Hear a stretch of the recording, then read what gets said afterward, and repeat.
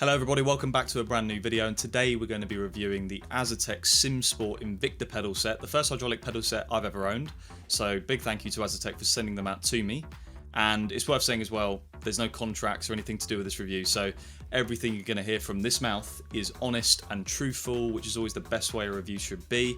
So do give it a thumbs up if you do enjoy it. The links in the description below will be for the product itself, so the pedal set and the company Asetek. It's worth saying as well, I maybe don't do as detailed reviews as some other YouTubers, so what I'm going to do in the card above, go and check out Boosted Media's review on this pedal set. He does the best reviews when it comes to sim racing hardware. I've driven a few race cars, a GT3 for a season. I suppose I can give a slightly unique take on it, but yeah, we're going to get on with it. I'm going to mount it to the rig in a bit. We're going to put it through its paces on ACC. Let's see what came through the post when Asetek sent this pedal set out to me. So as you can see, a lovely wooden crate with some personalised stickers on the side. My logo's on there, the track Silverstone's on there as well. So nice little touch. I must say that was a very personal little thing they've done there. Go open the box a minute, foam insert, foam packaging everywhere. There's 4 boxes in this box with a hat, and there's 2 accessory boxes, a box for the brake and the throttle, and a separate box for the clutch as well. So that's the accessory box. We've got the lovely hat, and then I did struggle to get the brake and the throttle box out because it's quite big, and then there's the clutch one as well.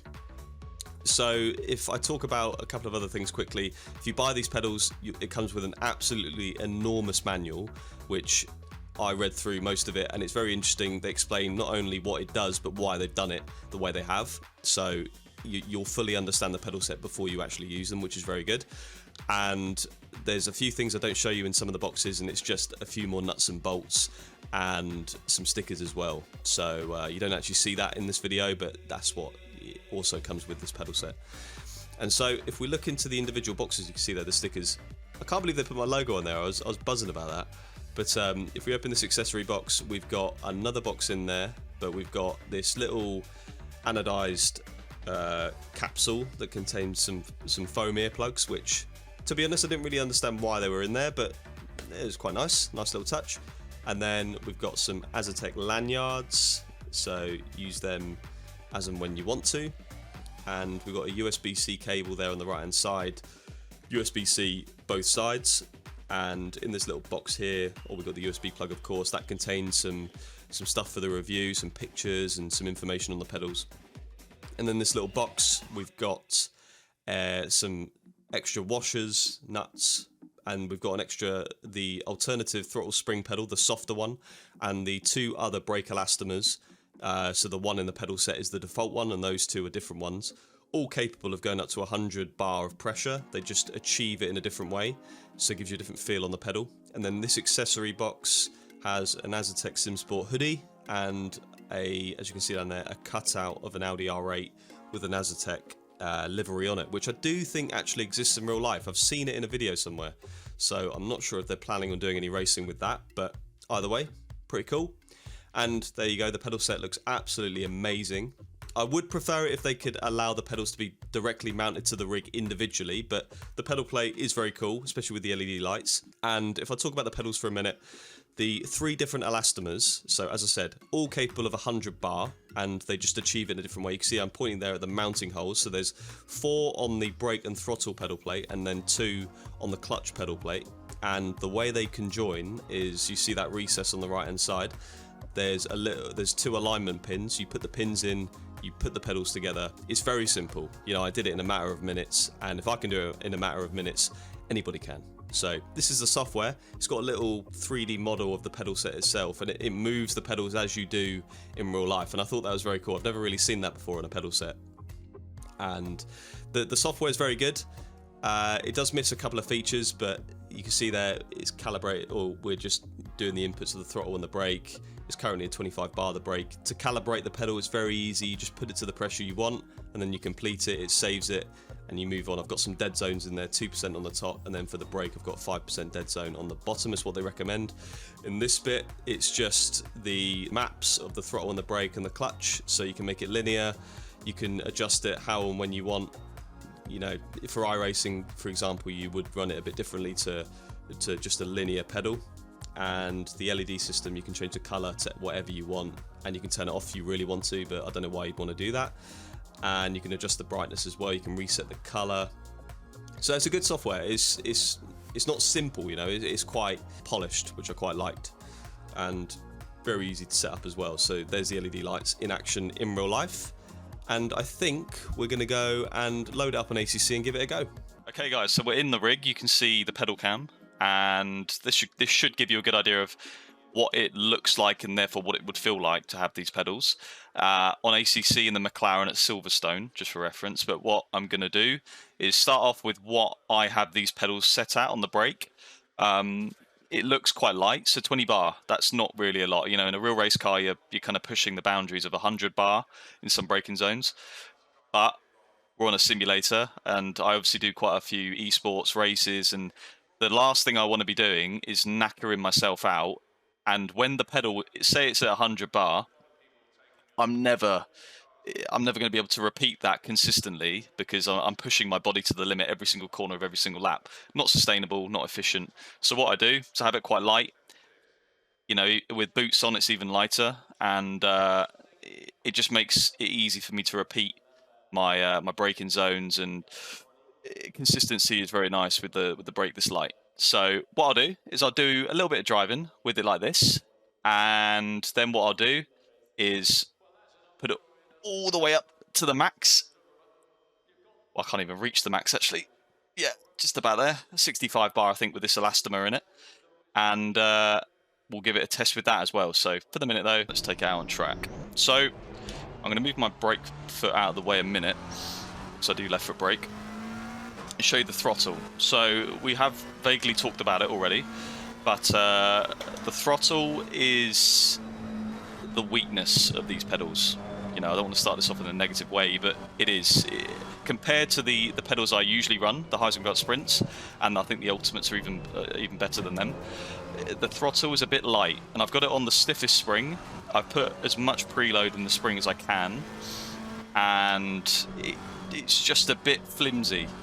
You know, the thing is, if you have a stiff a throttle with resistance, it's easier from a driver's point of view to basically modulate the throttle and be accurate with it. So you can put exactly the correct amount of throttle mid-corner, on the exit, even under braking sometimes. You know, if you have the resistance there, it's nicer from a driver's point of view. And in a real car, or the real cars I've driven, they are stiffer than this.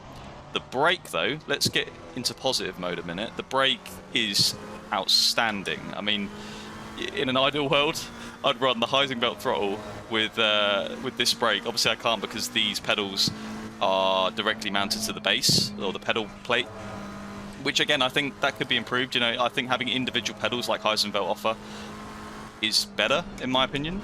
But the brake on this pedal set is absolutely is unbelievable.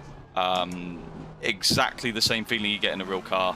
Not a lot of travel, but that's exactly what you want. It feels like a brake that's on a real car where the brakes have just been bled and it's proper stiff. There's no play in the pedal at all, which, you know, would correlate in a real car to having no air in the braking system. And you can see the pedal's not really moving. Thankfully, I've got a rig that can take the pressure of these pedals. From the moment I put this pedal set on, I was consistent and it felt right straight away on the brakes. It just felt, I adapted to it instantaneously, and that's not anything to do with my driving, that's the feeling the pedal gives the driver. And there are a couple of different elastomers you can put in the pedal to increase or decrease the max brake pressure you can achieve, but I've left it with the default one for the minute. But you can see the way I've got it set up at the moment, 20 bar, it's just easy for me. I can sit here and talk. I'm not straining myself. It's not physically difficult, and I can just hit my braking points, meet my apexes, no problem, trail off. It's easy, which for a sim racer sometimes is better than having it as realistic to real life as possible. If I was training for real life, or I wanted to replicate real life, we'll do one more braking zone. Trail off, and then into this one. It just gives you such a good feeling on the brake, off the brake. So that was it with 20 bar. That's what I usually run on ACC. And it's the same on the Heisenberg Sprints as well. I do tend to run the equivalent of 20 bar. So I think the conversion is 1.85 kilos per bar. So I run 36 kilos on Heisenbelt software. If I get this software race hub up again for 65 bar, I think is the maximum on this elastomer. That is seriously hard for a sim rig. I know we hit 100 bar in the real car, but you've got G-force kind of helping you out. So when you brake, your body obviously flings forward, and that can help get some of that pressure on the brake pedal. I've done it before. If I'm sat in the pits or sat in the garage in the car, trying to get anywhere near max brake pressure is nearly impossible. So the G-force does help with that. The other thing as well I would recommend that they do in the Race Hub software is Heisenbelt do it. They allow you to save presets. So instead of me recalibrating every single time, if I could save presets so I could just load it up, it would be so much better instead of me having to recalibrate every single time. Anyway, let's put it to the test. Realistic mode, 65 bar. You definitely need boots for that. Otherwise, yeah, unless your feet are made of titanium, there's no way you're going to be able to maximize the brake with socks on or barefoot, God forbid. So I'm going to really struggle here to get max brake. And in this game, you really do want to be max brake well into the ABS. It's kind of important to know as well that the fact the pedal is the way it is, the brake pedal, and there's... Oh, it's so tough. There's no travel. You know, and exactly like a real car, it feels completely pressure-based, which it is. It's hydraulic brake.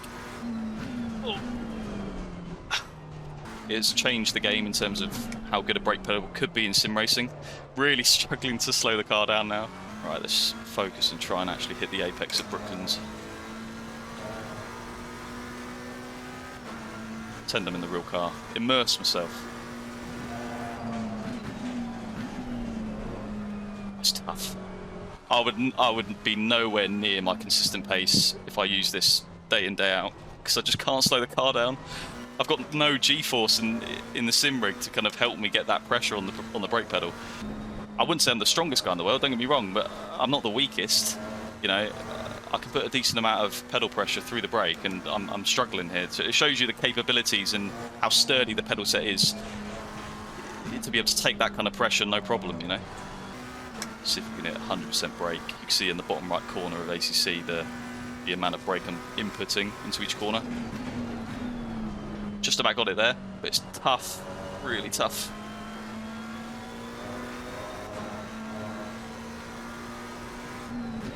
So yeah, with the Sim Cube obviously I'm running now, and combination of that with this brake, in the braking zones, all I'm missing really is the G-force, and then it would feel exactly like the real thing. It is really nice feeling.